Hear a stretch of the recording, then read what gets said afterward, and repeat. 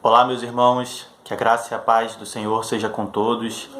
Nós estamos aqui neste momento, nesse dia de jejum e oração, e eu queria compartilhar rapidamente, em poucas palavras, um texto que está em Josué, capítulo 3, dos versos 1 até o verso 5.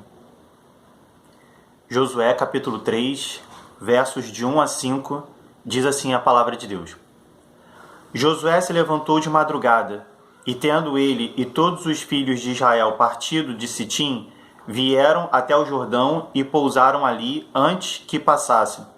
Ao fim de 3 dias, os oficiais passaram pelo meio do arraial e deram ordens ao povo, dizendo: Quando vocês virem que os sacerdotes levitas estão levando a arca da aliança do Senhor, seu Deus, saiam também do lugar em que vocês estão e sigam a arca. Contudo, deixem uma distância de cerca de 1 quilômetro entre vocês e a arca. Não se aproximem dela. Dessa forma, vocês saberão o caminho pelo qual devem ir, visto que nunca antes passaram por tal caminho. Josué disse ao povo: Santifiquem-se, porque amanhã o Senhor fará maravilhas no meio de vocês. O tema do nosso jejum e do nosso período de jejum e oração é preparando-se para ser usado por Deus. E à luz desse texto que nós lemos, nós encontramos duas formas, dois quesitos que nós precisamos ter ou praticar em nossas vidas para que a gente possa se preparar da melhor maneira possível, a fim de que Deus possa nos usar. O primeiro deles é a obediência. A gente leu aqui no verso 3 e no verso 4 que os líderes deram orientação para o povo para que eles se preparassem para quando a arca se movimentasse, eles também se movimentassem, Quando os sacerdotes pegassem a arca e levassem, o povo também deveria pegar as suas coisas e ir. E nós entendemos que a arca, naquele tempo, representava a glória de Deus, representava a presença de Deus no meio do povo. Então nós precisamos seguir a Deus, nós precisamos obedecer a Deus. E a gente vai perceber também um detalhe muito interessante, é que os líderes dizem que o povo não sabia o caminho pelo qual deveria andar, mas que Deus os guiaria.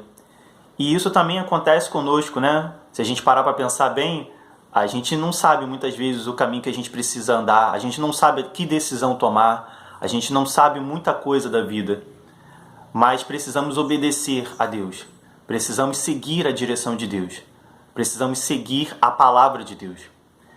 Num mundo que muitas pessoas falam muitas coisas, a gente vê muitos especialistas de tudo, nós precisamos focar os nossos ouvidos, a nossa atenção, a nossa mente naquilo que Deus diz, na direção que Deus nos mostra. E a segunda coisa que nós encontramos aqui nesse texto, o segundo requisito para nos preparar para que possamos ser usados por Deus, é a santificação.